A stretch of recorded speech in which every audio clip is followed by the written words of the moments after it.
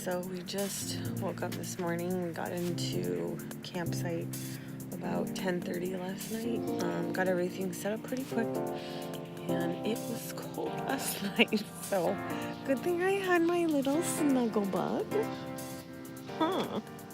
because we kept each other really warm. So we are here at the campsite, and I'm just taking Zoe for a walk, kind of exploring the place and seeing what's around. Guys, look at this. You see the moss on the tree? See right there? Makes it look like we're in a fairy tale. I love it.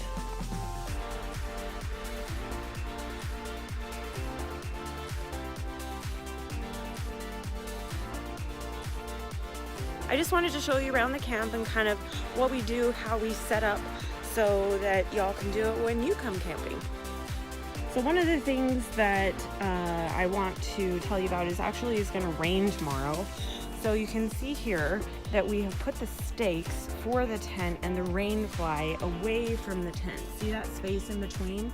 And one of the things that we've found out with Bree's tent is that there isn't quite enough ventilation to let all of the body condensation and heat out.